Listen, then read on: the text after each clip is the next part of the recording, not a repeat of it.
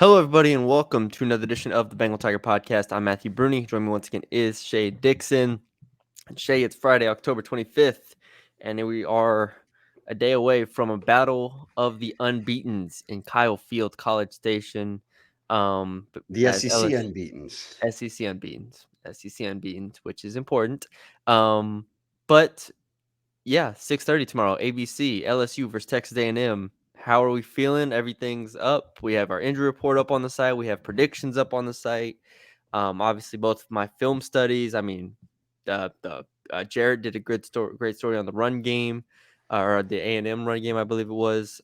So yeah, there's a lot on the board right now, or on the site to check out. $1 to join the Bengal Tiger. I tell you all every podcast. I met a couple of subscribers this week who are college students at LSU. Shout out to them.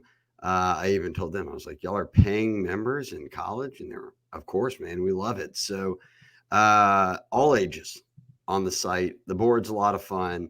And I implore people to get more involved on the board because I meet so many of y'all out there, and then I'll ask your name, and I often mean real name, and they'll say, well, my board name's this, but you don't see it. I don't post often. I don't want to get jumped all over.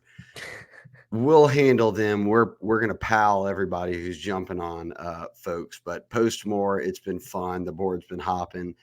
And that's what happens when you're 6-1. Matty B, both teams 6-1 here.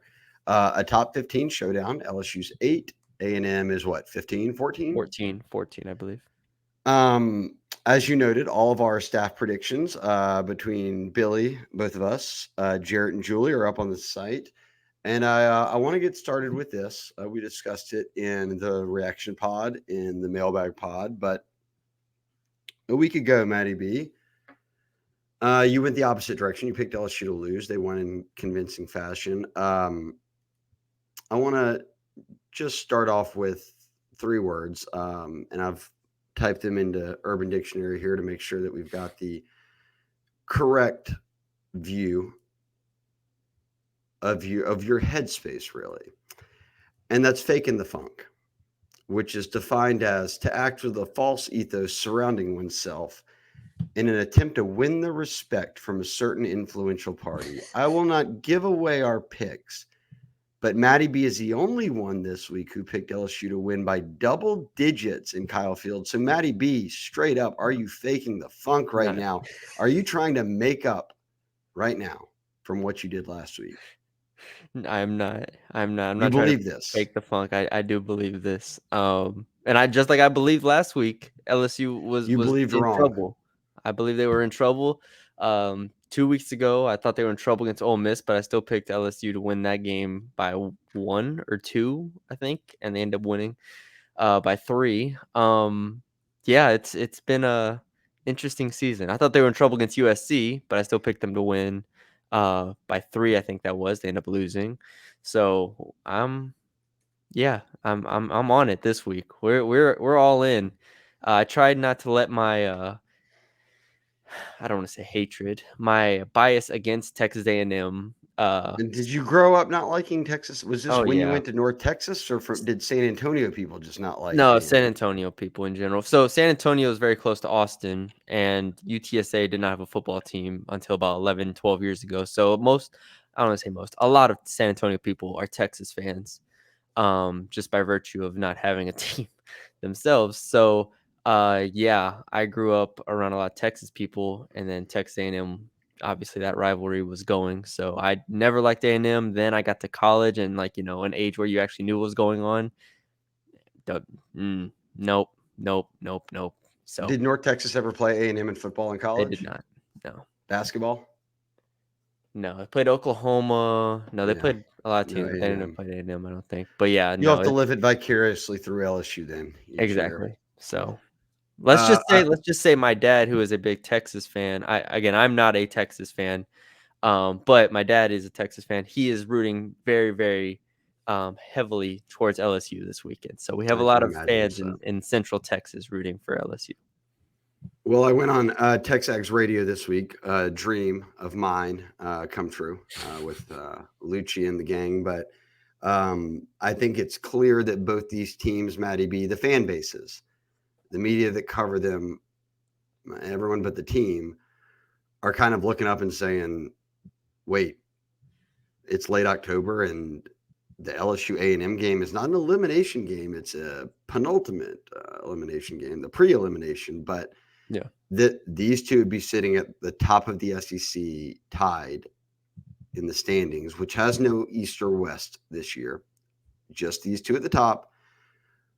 Whomever wins on Saturday, Matty B, is in pole position to make the SEC championship. I did not see that coming with LSU nor A&M, but that's what makes us love this sport. I think it's madness.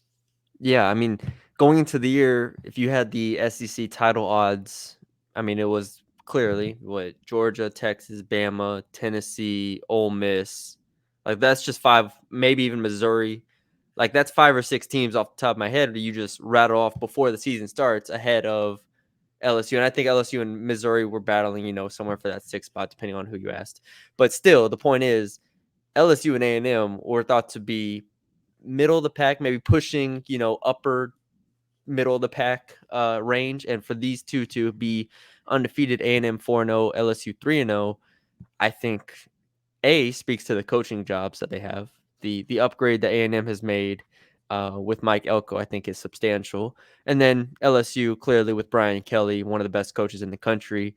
And even in a year where we don't think they have like a ton of, you know, tremendous upside in terms of talent, I mean, I think the way that they've approached every single game, and the same is true for A&M, but the way they've approached every single game, and the Arkansas game being a prime example of that, is the reason why they are in this position, because you're able to pull out a gutsy win against South Carolina, a gutsy win against Ole Miss, then make a statement on the road against Arkansas. Like that's what good teams do. That's why I said, I believe it was on the Reaction podcast. It's like that's what top 5, top 6 teams do in the country. So it sets up for a very interesting game here. A game that has a lot of layers, but a game that, like you mentioned, I do feel good about from LSU's perspective, and we'll get into why.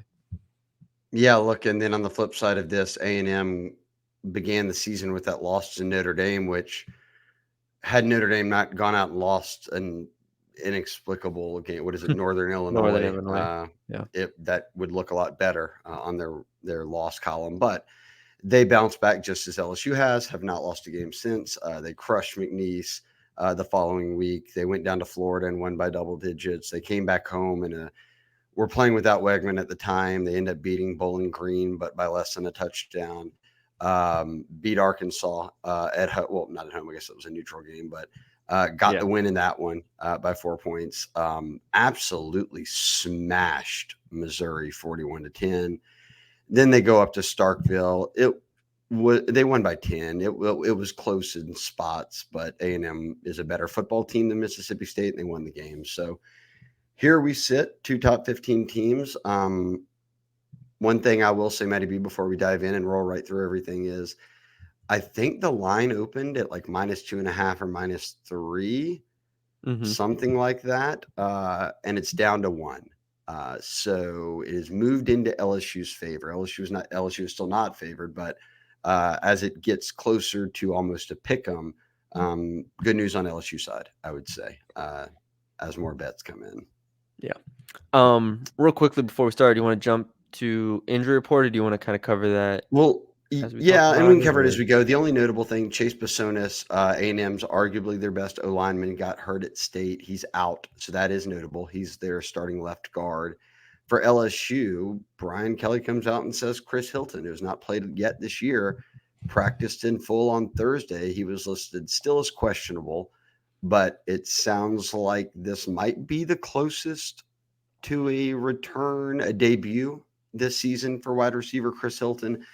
Simultaneously, though, bigger news for me, CJ Daniels is downgraded from probable to questionable. We've talked about it plenty. I just think that you look at the Ole Miss game and the Arkansas game, you did not have him for Ole Miss. You had him for Arkansas. And it's not even the 10 targets he had. It's when he's on the field, you can move guys around. Everybody plays in different positions. And when he's not, we saw what they were doing. Like Xavier Thomas was having to get forced into spots he's not normally playing. And I just think the offense is a bit more crisp a good bit more clean when CJ Daniels is out there. So that is something we are monitoring. But the good news also, Durham, Greg Penn, Miles Frazier, all these guys that were banged up are all listed as probable, expected to play this weekend. So Yeah. that's good news there. But yes, the notable is Hilton may be playing again. He hasn't played all year, so how much rust is there? How much can you give you? Yeah. But we're really watching if CJ Daniels, who has the second most snaps on the team at receiver behind Lacey, is going to be out there or not. Yeah, and Chase Basantas is a guy that LSU fans know because his recruitment. LSU was in it for a while there, and then and I believe I haven't double checked this, but people on the board talking about how he is the highest graded run blocker on A&M's team, and obviously that is an offense that is built around the run. So we'll see how substantial that And is he's and how only that. given up one sack this season as well. Yeah, so good player, which we knew out of high school. So let's start with LSU's offense versus A&M's defense. Let's just jump right at it. Maddie B, you did the breakdowns on both each week. I love your film breakdowns. If I almost feel like if you sign up for the Bengal Tiger, beyond the recruiting tidbits and scoop and teams, all the stuff you'll get, the film studies are worth it alone because you get to see Maddie B break it down, the gifts, and it's not in such detail that you have to be a coach to understand it. It's That's broken down for the common man, yeah, like myself. So I enjoy reading them each week. Um, I could go through the stats, but I think this is a much more simple way to do this each week. We'll start with A&M's offense. You talked about Jarrett writing the story about the run game. Le'Veon Moss is second in the S. And the top two SEC rushers right now are both Baton Rouge kids. Dylan Sampson, who plays at Tennessee, played at Dutchtown in high school, and then Le'Veon Moss for A&M, who played up at Estruma, Billy Cannon's alma mater. But Le'Veon Moss, we've seen him. He's already played LSU before. We've seen him before. yeah. Is this where it starts and ends with A&M's offense, or what jumps out to you most when you're looking at an LSU defense that has truly gotten better each week at stopping the run and just playing overall good defense? Yeah, this is clearly a team that wants to run the ball. I mentioned a little bit in the mailbag podcast, but with them running the ball 62% of the time, with I think the limitations of Connor Wegman, I think they have decent playmakers, but not elite playmakers on the perimeter. I think a lot of it comes down to Moss and Amari Daniels, who is a good back as well at 5'9", 215. It's kind of a strong physical back. But Moss 6.4 yards per carry, 674 carries on the year. He's been doing this now for a while, and I do think that this is a high level offensive line in terms of their run blocking. I included it in the film study. They're 11th in the country in offensive line yards and top 25 in rushing, success rate and all those advanced stats. So that's what they're going to do. They're going to line it up, and I think they are, similar to Arkansas in that way, in the way they try to run the ball. But I will say they have a better offensive line than Arkansas, which is probably the difference on both sides of the ball from those teams. But our LSU and A&M, that's where I start with both sides. But really on this one, we talked about it on the mailbag podcast, like LSU's defensive line versus A&M's offensive line, and how do they hold up? And especially when you get to the run game, LSU's been really, really solid. So I give a lot of credit to the Bo Davis, Kevin Peoples, and then also the linebackers. I think have been terrific. So that's gonna be it's gonna be interesting. Through 4 SEC games, Moss average per carry 6.1, 9, 11.5, and 3.8, and the 3.8 came against Mississippi State. So yeah, he's very good. Wegman has played in 4 games. There's quarterback Connor Wegman, 4 games. He's rushed for over 100 yards. It's 28 a game. I don't know when those happened. If it was in because he, Scrambles. yeah. But I'm saying it. I don't know what games. To start the season, he was playing. He got it. Was Yeah. out. They had a backup. Now he's back. I don't know the breakdown there, but compare him. Is he a Jackson Dart, or is he more like what you faced a week ago against Arkansas? Because they faced Lenore Sellers. They faced running quarterbacks this year, and as the season's gone on, LSU's been better at stopping them, keeping them in the pocket, whatever it might be. Yeah, running wise, I would compare him to Dart.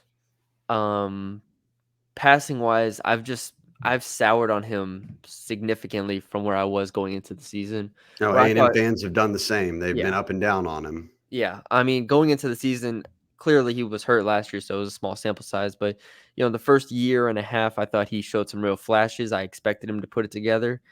He just hasn't. He's been really inaccurate at times. Like, you look at the interceptions that he's thrown, and they are just wildly like overthrown to the point where a safety like 10 yards away is catching it. So yeah, I think accuracy is a big issue with him. I think the ability of LSU, similar to what we said against Arkansas, a lot of the same principles go. Not only if you get a lead, but if you get them behind the chains, if you get them into third and medium or third and long, make Connor Wegman pass the ball. I think this is a defensive line in LSU that can really, really get after Wegman and make him speed up some stuff. Kind of like how Notre Dame did. Like, I've watched almost every A&M game. Like, Notre Dame was able to unsettle him, I think, in that way. So really the only bright spot for Wegman this year has been Missouri, which, they just killed Missouri. So he And was Missouri's comfortable. working with a new DC, working with new position Yeah. coaches because LSU has them now on their staff. Yeah. So anyways, long story short, I don't like I think Taylor Green's a better quarterback than Connor Wegman. I said on TexAgs this week that I think LSU fans or even Blake Baker would be a little bit more like, okay, we got to account for more if Taylor Green's out there. Again, like this is why I picked Arkansas in the first place. I thought Green may be able to make some stuff happen if LSU doesn't take the lead early, which LSU did. So clearly, if LSU can get an early lead, make Wegman throw the ball, that would be fantastic. If it's competitive, if it's close, I still think from a down to down basis, LSU's defense and their havoc rate, which I read Bill Connolly's SB Plus story this morning, which is on ESPN Plus content, so it's behind a paywall. So I don't want to give it all away, but yeah, they're 10th nationally in havoc rate and second in the country in pressure rate on dropbacks. LSU is. And that's all Baker talked about in the preseason Yeah. is havoc, havoc, havoc. And I think it obviously helps the DB so much. Like, if DB is a deficiency, your front seven creating that sort of havoc really, really helps them out in a big way. I did not mean to say Green. I meant to say that when I went on TexAgs this week, I said that Marcel Reed starting this game Oh, might yeah. have given Blake Baker in this defense Okay, yeah. more to account for because Marcel Reed can run the football too, to a higher degree than I Wegman agree. can. If Marcel Reed was starting, I honestly might have a little bit more hesitation here than Wegman. But Wegman does give you, like, if he's on, like the Missouri game, if he's on, then he can make those throws. Like, he's capable-ish. But I would be a little more intimidated if Marcel was the quarterback just because of those. We've seen LSU, even if it was a month ago at this point, give up some of those busted Yeah. runs at times. So, and it is another element you have to account for. And we'll do this into a segue and flip sides here. But one thing I look at A&M, and then I look at LSU, and you even talk about and look, they've worked with two quarterbacks, so this has not all been Wegman production Yeah. or lack of, as I'm about to reference. But you look at A&M and LSU. LSU has look. CJ Daniels missed a game. He's got 27 catches on the year. He averages 5 a game. Let's say he played in one more game, he'd be at 30 catches. Yeah. They'd have 4 guys. They do 3 guys, but they'd have 4 at 30 or above. Right now, they have 33 catches for Anderson. Lacey has 36. Mason Taylor, your tight end, has 36 as well. And CJ's at 27. We'll see if that number, again, like I said, that would be above 30 had he played in the Ole Miss game. You flip it to A&M, and you had mentioned 60% plus of the time they're running the football. They only have one player on their team who has more than 20 catches this year, and that's Noah Thomas. He has 21. Yeah. They only have 9 touchdowns through the air. LSU has 18. Now, they have 5 or 6 more rushing touchdowns, but that's not the gap that is there in the receiving department. LSU has doubled them up there. Even if you were to say that the CJ Daniels line of thinking that Barber for A&M, a veteran receiver, missed a game, he averages a few catches a game. He's caught 16 on the year. I'll give him 20. That would put two of them at 20. The other is Cyrus Allen, 14 catches. Ja'Day Walker, 12 catches. Their tight end, Trey Watson, 7 catches. So that doesn't like that's a good thing considered if LSU's DBs are the ones you're worried about. These guys are not Trey Harris. These guys are Yeah. not, the Ryan Even Williams of the even world. Andrew Armstrong from last week, for Arkansas, who had a good game for they're not that level. A lot of their stuff you mentioned Barber. I think a lot of their stuff does come after the catch. For the most part, again, Wegman is not making these Nussmeier throws, to where he's going through multiple reads. A lot of times, the pass game is something that I'll need to see from A&M before I really believe it. And so that's where my questions is. It doesn't even feel boom or bust like last week. Arkansas's offense and passing game, we are like, okay, Taylor Green completes only 55% of his passes, but when he does complete them, he's like, 15 yards per completion or something like that. Like, I don't even get that sense from them. So A&M, even more so than Arkansas, has to stay ahead of the chains, and they've done a good job of that at this point. Like they've been able to do that and run the ball consistently. So can LSU blow up a couple of those runs and force Wegman to throw the ball? That's going to be the question. It's this is not. It's always tough to do this because you're playing non-conference games. You're playing the McNeeses and Yeah. Nichols of the world, but right now A&M's giving up about 17 points a game. LSU's giving up about 20. Which, good lord, what a change of pace it is from a year ago. But flipping it to the defense, I just talked about how good the receivers are. When I got on Texags, what they spoke of, they said, "Hey, look." And they even had a former A&M quarterback come on and talk about it. And he said, he's watched every A&M game, but he said he went through and watched all the LSU games. And he said what we have always said this week is that if they jump out early, LSU has not gotten started fast early all year. They keep trailing and having to fight their way back. They jumped all over Arkansas, and it was never a game. Yeah. And he said with A&M's DBs, if LSU comes out and jumps on them and throws the football and gets up 10-0, it will be a blowout. He said it won't be close.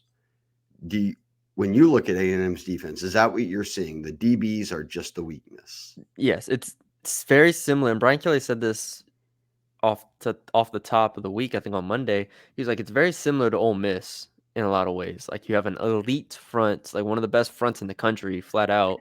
And then the secondary, I think more than anything, it's kind of just been untested for the most part. Again, Missouri is really the only good passing offense I'd say that they'd faced to this point, and that Missouri just fell apart in that game rather quickly. Had a touchdown called back, all this stuff. But I mentioned this in the film studies. They do play a lot of like cover one man, where it's like teams have taken their shots. Luther Burden, like second play of the game, 1-on-1, just makes a 20-yard catch. Like they have allowed these guys to have man-to-man situations, and I think that favors LSU. Like I think that favors Garrett Nussmeier to where he's not having to read a zone and figure out if they're in cover 3 or cover 2 and whatnot. If they are playing in that like cover 1 man stuff, whether it's with a robber or anything like that, I think it just favors LSU and the talent that they have at receiver. So I again feel good about that. And then the other part of it, this is kind of going, to another aspect, is A&M doesn't really blitz. Like I said this in the story, all 4 of their SEC games, they've blitzed less than 13% of the time in those games. So you have an elite front with Nick Scorton and Turner and Stewart and these guys, to the point where they haven't had to blitz. They haven't played great quarterbacks, Brady Cook, Taylor Green. I go down the list, but they haven't been blitzing. So if LSU can win that aspect of it, 5-on-4, if you can block Scorton and company and force them to maybe be uncomfortable and maybe blitz or maybe have to cover longer than they want to, then I think LSU's in a really good spot there. Same thing on this side of the ball as it comes down to O-line versus D-line. And we talked about A&M's DBs. Again, I need to look at what bad prep here on my part, but I need to look at when these interceptions came. We talk about their DBs.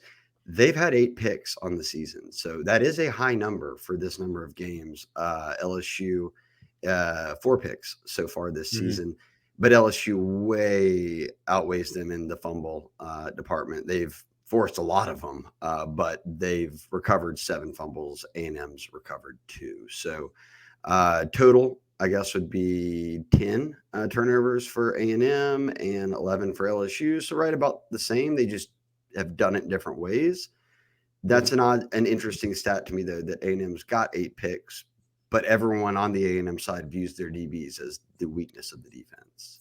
Yeah, I'm just skimming. Marcus Radcliffe has 3 of the picks, if that 3 helps. of them came against Florida when Florida was, In sec quarterback hell. yeah, rotated. Both Lagway and Mertz played a lot and, combined for 3 interceptions there, so, yeah, Taylor Green had 1. I don't know how let me see how many were against McNeese real quick. Now, Again, the I'll tell you when Marcus 2. Radcliffe, their leader at DB, his interceptions came in 3 games, Bowling Green, Florida, and McNeese. Yeah, So McNeese all had to 2 start the picks. season. Um, yeah, again, this will be the best passing offense A&M has faced this point. So can they get away with playing man? Like, will they have to change things up? Does Mike Elko have something specifically for LSU that he saw that he likes? Like, how do these teams play that chess match? I think is interesting. But ultimately, if LSU, this game is decided to me with LSU's offensive line blocking Scorton, Turner, Stewart, go down the list blocking this defensive line. Who wins that? Are they able to get to Nussmeier like South Carolina did? Or does this look more like the Arkansas game? And even though Arkansas got home a couple times, like in general, Nussmeier was comfortable. Like you can, you don't have to be perfect, but Nussmeier being comfortable is the deciding factor in this game because the difference at quarterback between these two teams, I think, is stark. Nussmeier being much better. Yeah. You said that they don't blitz a ton. PFF put out a graphic this week that none of LSU starting 5 linemen have given up a sack. How they do that is one-on-one. If it's an extra blitz or pass, it doesn't count. But if it's just a one-on-one matchup, no LSU starter has given up a sack this year. That's kudos to them. It's kudos to Nussmeier for getting it out or moving around or whatever it might be or the play calls. But if they're not blitzing a lot, I like their chances then because these guys hold up well in pass pro and one-on-one. Yeah, me too. I think that's where A&M's gonna have to blitz some. Like, I genuinely think A&M's gonna have And to start. Elko's a great DC, a great Yes. defensive mind, and Yeah, he's a Brian Kelly tree yeah. hire, and a guy who's moved on, much like Clark Lee, to be a head coach, Marcus Freeman to be a head coach. So Brian Kelly knows DCs, and he's got a good one in Blake Baker now. That's But that's my only hesitation is A&M. I feel like Elko and them are gonna have something that they haven't shown because they haven't played it. They haven't needed to really. Like Missouri's the only team that I think could throw the forward pass on them consistently, and they didn't. They fell behind, 3 scores immediately, and it was over. Arkansas Green had like a couple plays that were good, but the overall it was very mixed bag from him.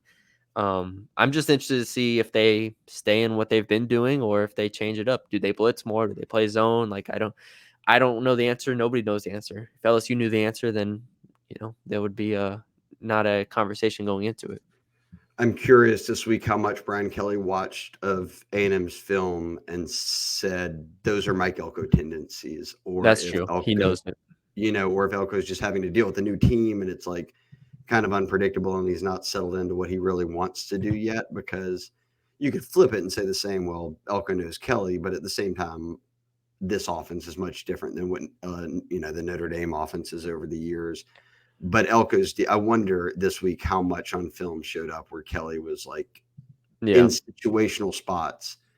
That's what Elko does. This is what Yeah. Elko does, and does that favor LSU in any regard? But look, these coaches, they face each other all the time, so it's kind of tough to play that game.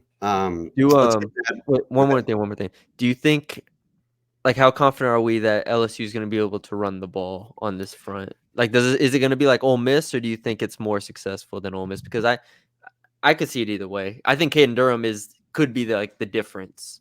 Yeah, well, of course it could be. I've said that if they get over 100 yards rushing, they'll win games like this. They did against Ole Miss. They won Yeah, the game, and then Durham got over 100 by himself a week ago. So yeah, I think over 100 is the mark. If that comes with Durham, Josh Williams, Caleb Jackson, whomever, Nussmeier taking Nuss, off for 8 yards, give me something. Xavion, yeah, anything. Yeah, They like have to be creative a handoffs, little bit. pitches to Xavion and Aaron Anderson, if they don't count as passes, whatever it might be.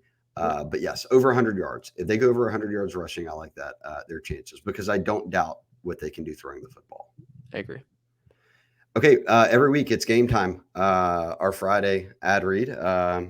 They've been rocking with us for many seasons now, but you know what to do. Download the Game Time app, create an account, use the code ON3, ON3, the number, and you get $20 off your first purchase. Terms apply. Again, create an account, redeem the code. It's ON3, $20 off your first purchase. Download Game Time today. What time is it? It's game time, Maddie B. It is game time in 24 hours. I don't know how many LSU fans don't already have their tickets, but that's what Game Time's here for. The flash deals, last second kind of drop in prices will always happen. And if you go ahead and want to get something now, and then you want to say, hey, look, I don't know, 24-hour returns guarantee from the time of purchase for a full credit back to the Game Time account, no questions asked. You don't need a medical excuse, whatever it is. And even if you find tickets in the same section for cheaper, Game Time will credit you 110% of the difference. So lowest price guarantee, event cancellation protection, on-time ticket delivery, mobile, job loss insurance, everything you would need, they've got it at Game Time. Again, download the Game Time app, create an account. ON3 is the code, and you get $20 off the purchase. Terms apply. Maddie B, Kyle Field will be rocking. It's MVP time before we do preview and predictions with our final picks. Who are you taking on offense for LSU? Offense, Aaron Anderson. Give me Aaron Anderson. If they play, I mean, we saw him a couple times. I believe it was early in the game against Arkansas. He had, third downs, man-to-man situations. He just beats them on out-breaking routes. Nussmeier throws it, gets first down. I think this game for A&M is going to be a lot about Mason Taylor and Kyron Lacey. I think Anderson's going to end the game with 5+ catches, 60+ yards, and a touchdown. So give me Aaron Anderson to have a good game. That would be huge. He's been very key for them. I am going to go in a different. I'm going offense, obviously. I'll go with Mason Taylor, and I think it's if CJ Daniels plays in this game, or if he doesn't, I don't think it affects my pick. I think if CJ Daniels doesn't play in this game, that Aaron Anderson becomes a very big, valuable decision, player. Kyron Lacey the same, Xavier Thomas the same, but Mason Taylor is just so reliable. And that Ole Miss game, it took them a while without CJ Daniels playing to find Mason Taylor in a game that they won. He ends up, I think he had 5 catches for 43 yards, but it took a while. And then they were significant catches too. Very much so. And then Arkansas 3 for 25, which is a very odd stat line to see out of him. And even in that game, he only had 3 targets. May have only caught the ball twice, but anyhow, 16 yards. That's not a Mason Taylor type game. Well, he also had the ones that didn't count. That doesn't count, though. So I'll go with ones that do count this week. I'm picking Mason Taylor. I think he's your safety valve at times. If the blitz comes, I think he's also just going to get open a good amount, and he's played very well. So I'm rocking Mason Taylor this week. I wanted to pick Caden Durham. Would have been too easy of a choice. Like if he goes off and they win the game, he's player of the game again. So I'll go Mason Taylor. I thought about Will Campbell if he's facing against Gordon like that. Oh man, did you see Swinson and their starting left guard going after it on Twitter? I did. I was like, he's a guard. Is he even is the matchup even there? I don't know which side he starts on. I don't know if he's Bisonis's replacement or if he's a full-time starter all the time, but he just told Braden Swinson, you better keep that same energy running your mouth on Twitter that you do on the field. And Braden Swinson came right back and said, you better repeat that to my face between the white lines on Saturday. So Braden Swinson going from edge to DT in this game so that he can get a few reps. Line up over the guard. over the beef that he's got with an A&M offensive guard, whom I'm sure he doesn't even know. I don't know how they got into a Twitter Just spat, but Twitter. they're there for it. The boys are having fun out there ahead of this one. Defensively, could be Are you very easy to choose Swinson right? or Whit Weeks. Greg Pinn's listed as now probable to play, Yeah. and the same with on offense, Caden Durham and then Miles Frazier. So everyone's good there. Picks on defense. Who we rocking with? I'm gonna go with a guy who had a tremendous week last week, Zy Let's Alexander. go. I thought you were saying Major Burns. No, Zy Alexander. Um, because I think if LSU is to win this game, they're gonna have to stop the run. Clearly, we know that.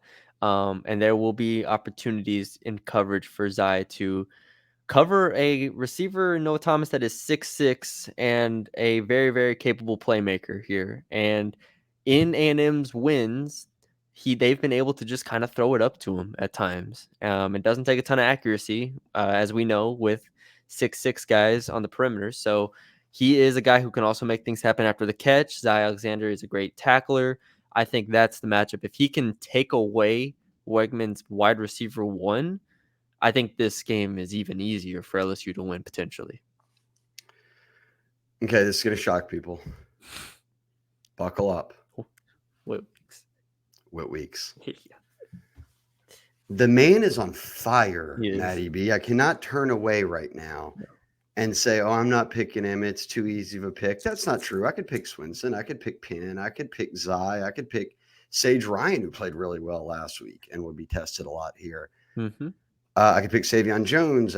There's so many guys, I think, right now on a defense that's improving.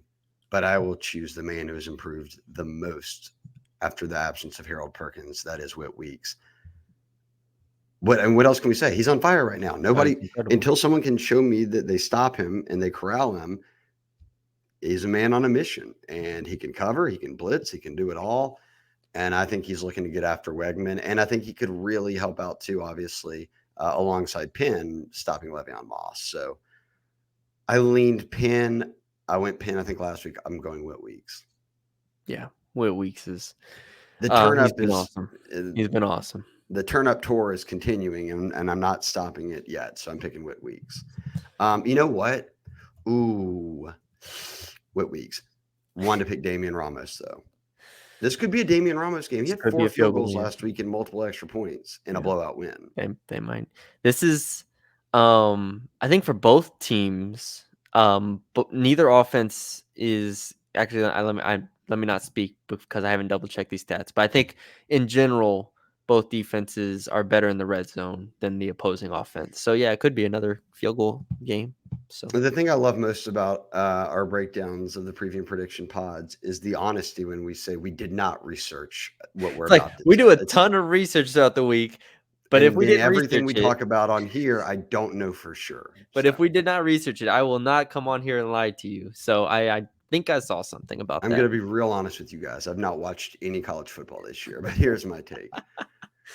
All right, It is. Okay, predictions. Matty B, I teased this at the beginning. You claim you're not faking the funk here. Our staff predictions in full with our write ups and breakdowns are up on the Bengal Tiger right now. It's $1 for a week, and then you get it for less than $5 a month. Please support us, sign up.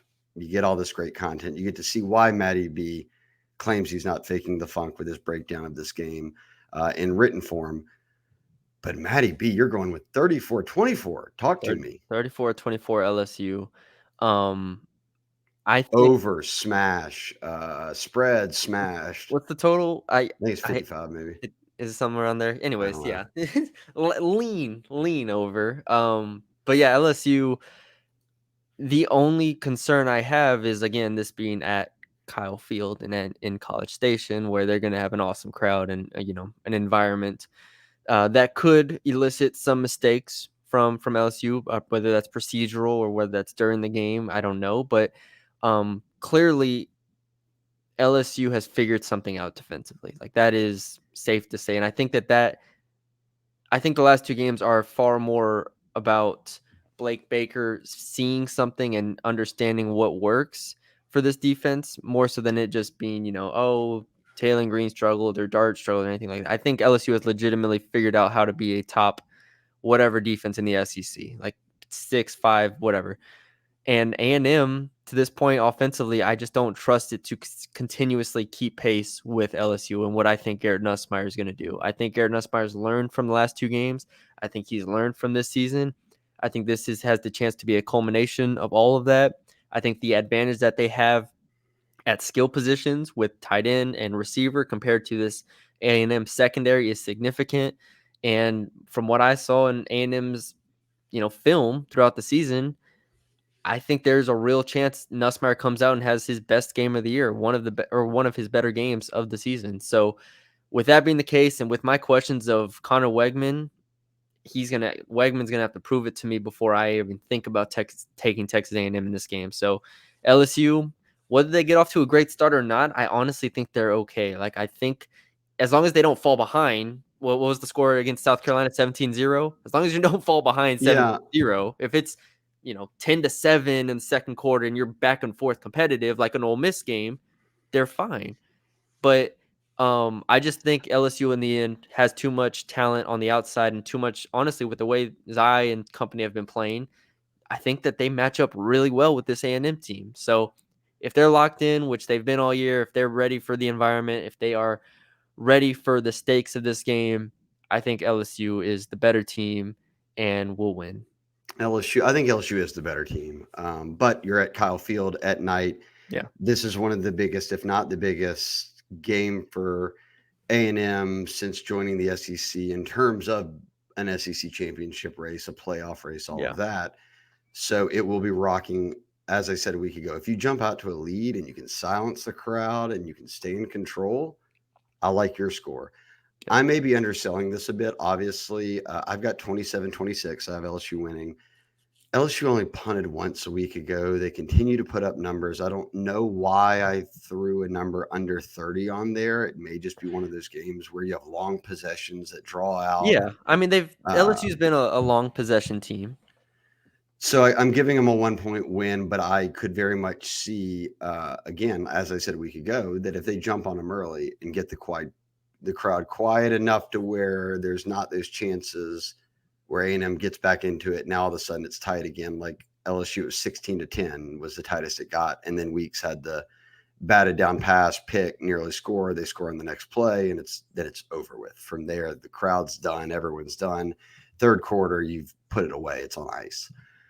I'm not sure if it'll be that simple, but again, I'm probably selling the offense a bit short here, given they're a team that goes for more than 30 usually and has been on a streak of playing pretty well here when they've got all their pieces and developing a run game. But that's my pick, 27-26. How do you get to 26? I don't even know. Kick a bunch of field goals and go for 2 at some point. They go for 2 to win it and they don't get it. There you Miss go. an extra point and then have to go for 2 later and you get it. I don't know. A variety of scoregami me for all I care. But 27-26 is my pick. I will say, as to what you said, if A&M jumps out to a big lead, even at home, I think LSU's got a better shot of getting back into it than A&M would if LSU went out Yes. 17-0.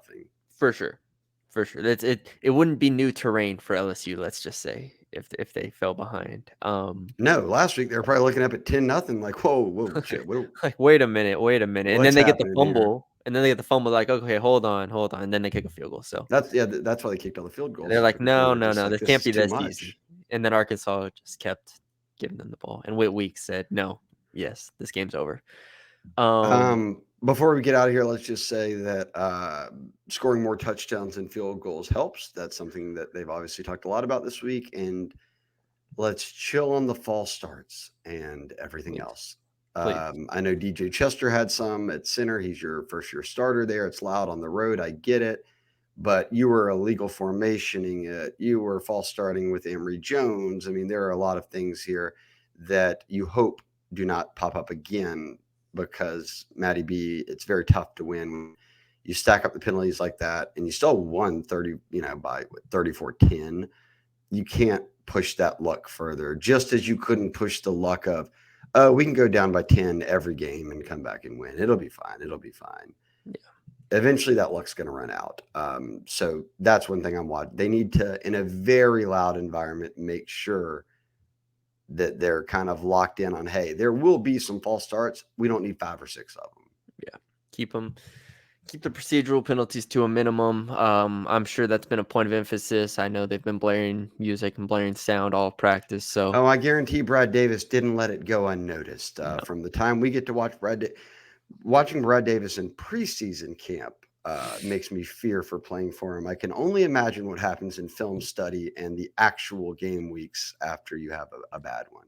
Yeah, we need an LSU hard knock to send him out. DJ Chester just didn't sleep on Saturday, No. despite a 34-10 win. Oh, or he made Feared him sleep. going in. Made him sleep in the team room Yeah, that's right. with the film just playing Nonstop. just nonstop Nonstop. on a loop. Okay, so we both are predicting wins. Matty B claims he's not faking the funk, and he's going with a double-digit win. We will be in the live thread, Matty B. Yes, we will. We will be debuting a game blog as well, which is a cool new feature we have on 3. So you can catch that if you want to just catch up on like the big plays and the scores and all that, and you're trying to kind of keep track that way as you watch it.